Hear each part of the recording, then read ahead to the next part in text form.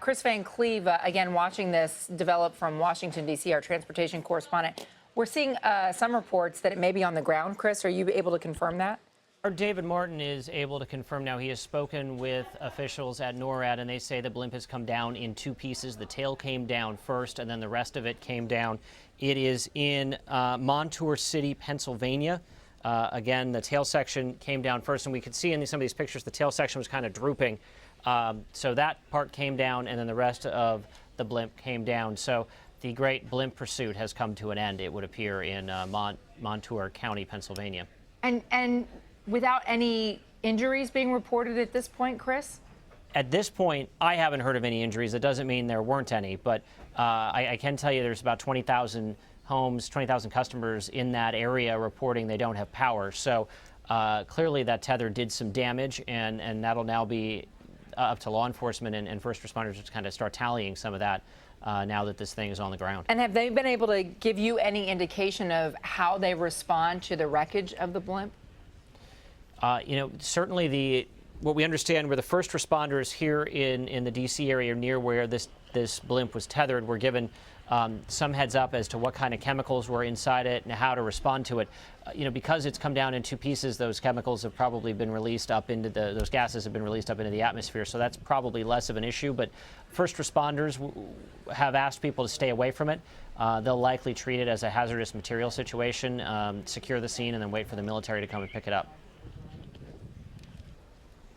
Yeah, and Kris, as you point out, David Martin reporting that the blimp is down in two sections there. Now, of course, this is the aftermath. If this thing is down, there's going to be an assessment by the military as to the capabilities of this thing, the safety procedures in place. Certainly, local officials on the ground in Montour, Pennsylvania, probably rushing to the scene. Although I'm sure maybe the military is going to say, "Whoa, stay back. We've got this under control." But the question, of course, a lot of people have: well, really, what kind of control do you have over something that was able to elude? Well, and the other thing is, it's one thing if you've got fighter jets following it. It's quite another to get military response wherever this thing crash lands, and to be following on the ground. As anyone who's ever gone in a hot air balloon knows, that the chase vehicle tries to keep the balloon in very close sight and follow it, but sometimes you land on the ground and then you're waiting for a bit until the chase vehicle is able to catch up to you. And I also wonder, given that we understand from David Martin that the SecDef said that this aircraft did have a self-deflating mechanism, not one for conspiracy theories, but it did go down in sort of a very rural feel where I'm sure the military is happy about that, because of the public safety issue, but of course because they don't want anybody getting a gander at what they have on board this aircraft. Well, I think, Vlad, the other thing is that this did go down in friendly territory, so to speak. So some of in Canada, right? Some of your, you said it. Some of your concerns about this device and the equipment on board falling into enemy hands is muted by the fact that it's sitting in a field in Pennsylvania. So one question certainly is: was that deflation device deployed, and if so, did it not work, or is that why that we saw the tail drooping and then it eventually came down in two pieces? And I think the bigger question, and certainly the one that they're going to need to answer for the folks who live around where this blimp is tethered, is how did this happen?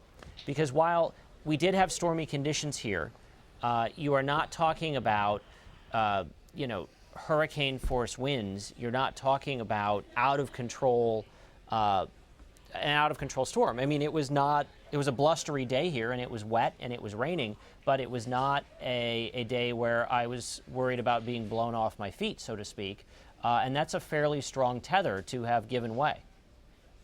Yeah, and the question obviously is these foot-long, 1,000-feet-long tethers that have been dragging along, and clearly 100,000 people now reportedly without power. It's a real mess.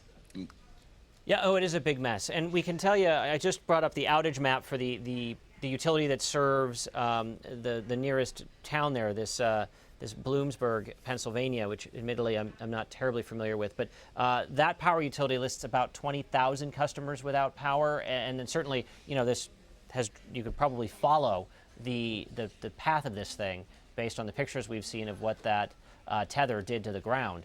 So any power line that it got tangled up on likely gave way, which is going to be quite a mess to clean up. We understand the crews are out assessing where they've got to make repairs and are starting to make those repairs now.